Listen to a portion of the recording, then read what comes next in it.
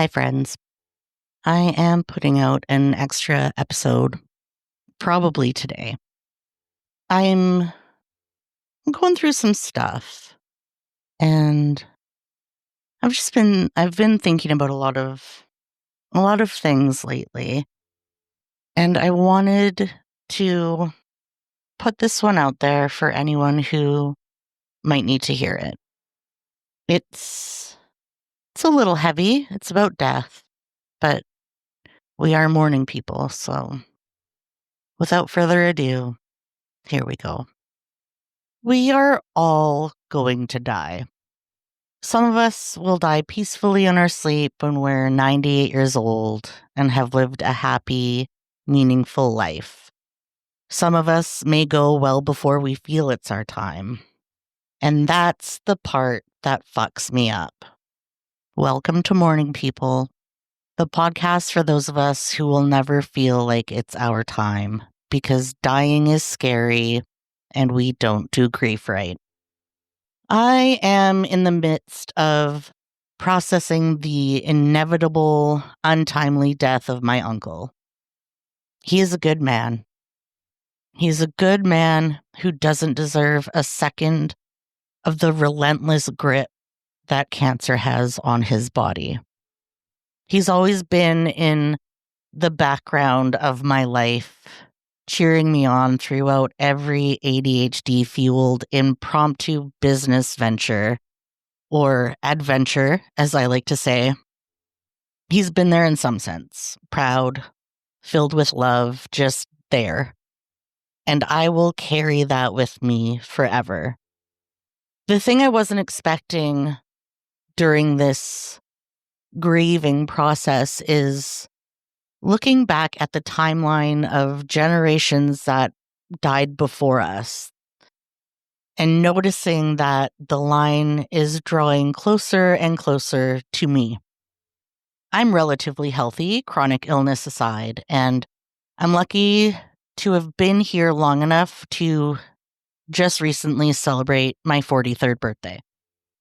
Not everyone has that privilege, and that heart-wrenching fact is not lost on me. But when I think about it, I truly feel like I will never be ready. It will never be my time. I used to tell myself that once my son is established as a somewhat functioning adult, I know he can take care of himself, he's safe, then I can find comfort in the day that I'm called to whatever alternate realm of being is next for me. But I'll still miss out on so much. What if he has kids? What if they have kids? What if he makes some groundbreaking discovery that solves 99% of the world's biggest problems? He's 68 and just stumbled upon this life-changing solution, and I'm not there to cheer him on when he accepts his Nobel Peace Prize. I guess the thing is, when we don't know what's on the other side, we'll never feel ready. Part of the reason why I started this new journey is because of my fear of death. I feel like facing your fears head on, learning about them, witnessing them is the best way to conquer them. But regardless of peaceful passings witnessed, the quiet, the calm, the love, I still feel like I will be leaving so much behind. How do we accept the inevitable? How do we come to terms with the fact that one day we'll just be gone? Do we die with the comfort of knowing our loved ones, although broken, will carry our love with them? Does that make it easier? Do we take comfort in the hope that maybe, just maybe, there is something else waiting for us?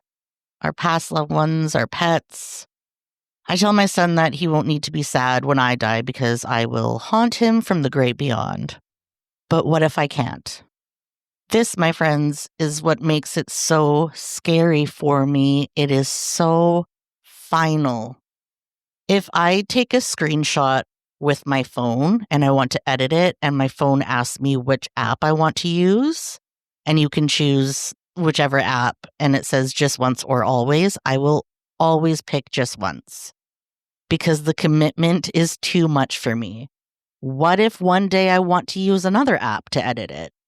I already fucking made my decision.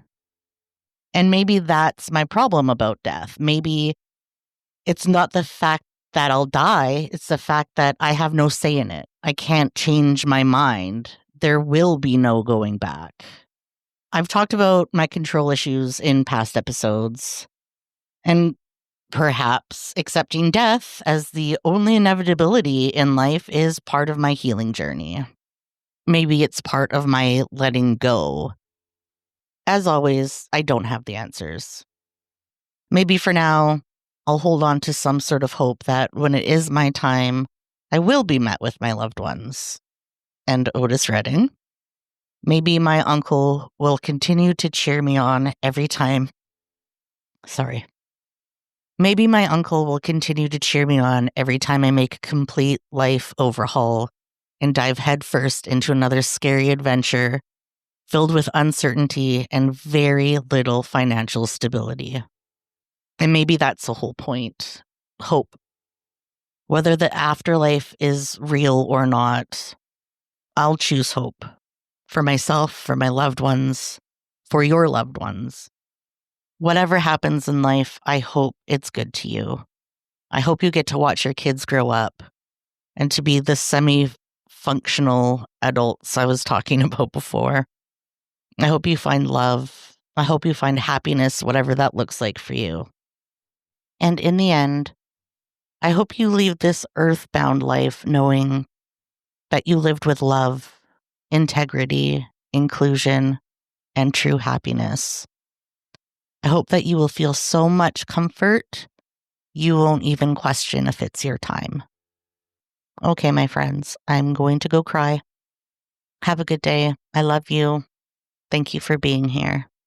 You're not alone. You're a morning person. Bye, friends.